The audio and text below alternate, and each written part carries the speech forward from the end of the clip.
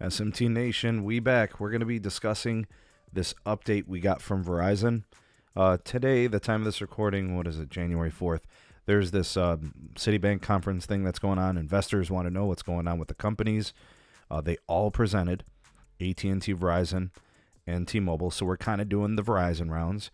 We just did the video that was on the consumer side and how they're doing in like consumer net ads and growth in the consumer business and stuff like that. Let's take a look at what's happening with the network. This is actually something that I enjoy covering a little bit more than consumer stuff in terms of like investor stuff. But anyways, I wanted to break it up into two segments. So this is kind of video part 2. And this is about their C-band progress. Okay, so Verizon is not only making enhancements to its consumer business, it's drilling down on the 5G network build. Verizon's president of global networks and technology, Kyle Malady, joined the Vesberg investor conference, said the company's One Fiber build-out is 80% complete and that Verizon has now deployed more than 40,000 fixed wireless access nodes in its network. All right, so those are great indications. 80% complete means you just have probably, I'm thinking back to when they started the whole One Fiber program. It's been at least 5, 6, 7 years, I believe. So they might just have a couple of years left. You know, maybe they'll get this done by the end of 23 or 20, some point in 24. And then they've kind of reached the completion of that program. Do they expand it after that point? Do they reassess and reevaluate at that time?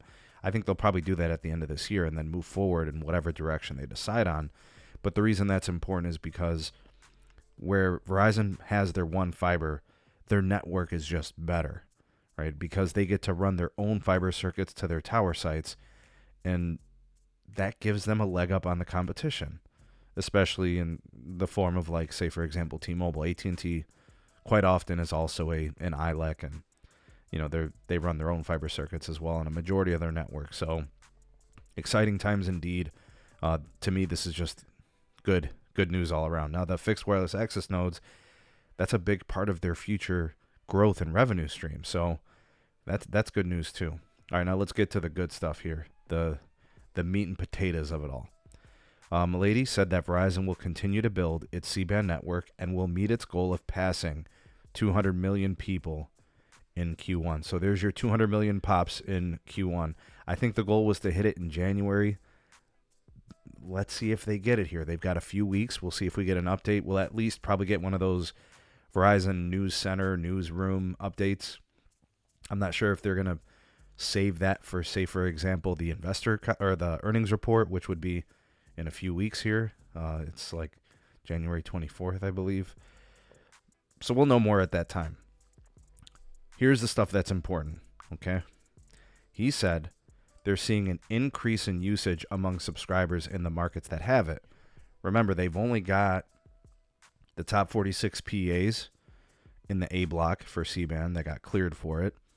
And then they've got an additional like 30 markets that they early cleared with satellite operators. So you're looking at maybe 70 to 75 markets that actually have it. Feedback looks good. He says, we are receiving great feedback on it. Vesberg noted that in markets where C-band is deployed, the company is seeing more step-ups. Okay, I would love to see a number. I would love some kind of a numerical piece of evidence or proof that indicates this. He's being very vague and just saying step-ups, right? That's the premium upsell. So people getting out of the lower, older plans, entry-level plans to get access to the C-band, you got to get 5G ultra-wideband included in your plan. You need plans like the do more, play more, get more, you know, or you have to pay for the add-on if you got an old legacy plan. Okay, and then the entry-level plan like the Welcome Unlimited doesn't include it.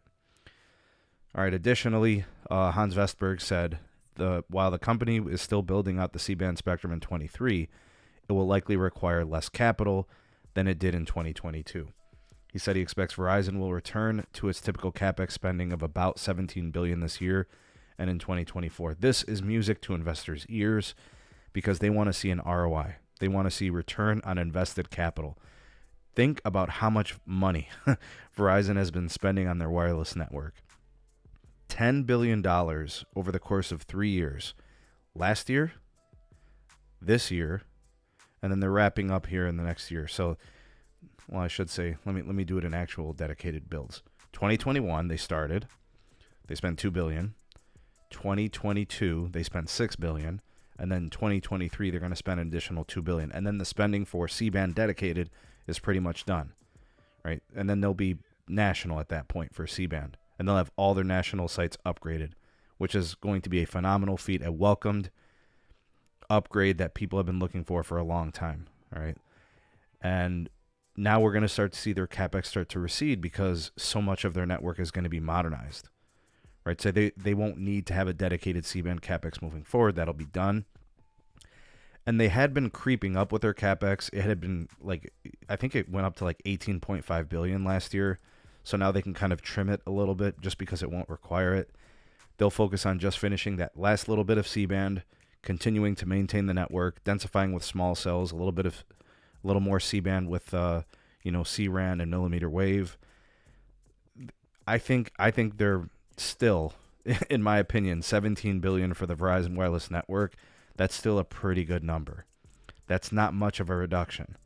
To go from 18 or 18.5 billion down to 17 after a dedicated spending spree, I think that's actually still pretty good. Guys, I think the Verizon network, when it's all said and done, right, when you're looking at like 2023 at the end of this year and then moving forward 24 and 25, it's probably going to be the best network nationally. It'll be fully modernized. It'll have all licenses and radios and spectrum assets and all those things. It'll be completely modern. It's going to be really enjoyable and nice, and people are going to love it if they want to pay the pricing to use it, right? It's got to be within people's budgets. You might be able to get a better rate plan at AT&T.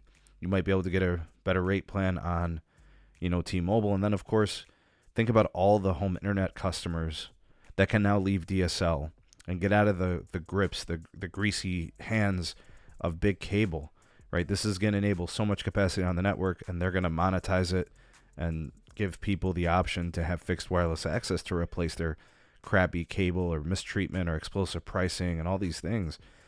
This is going to be really, really good moving forward, folks. That's a great C-band update. Very happy myself. I've been using the Verizon 5G home internet. It's been awesome. I know that can be a game changer for a lot of people.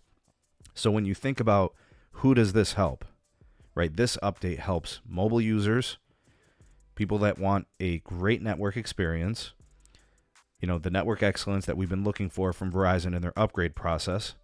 And then I think also the fixed wireless access story, it really pushes it moving forward. This is a great update.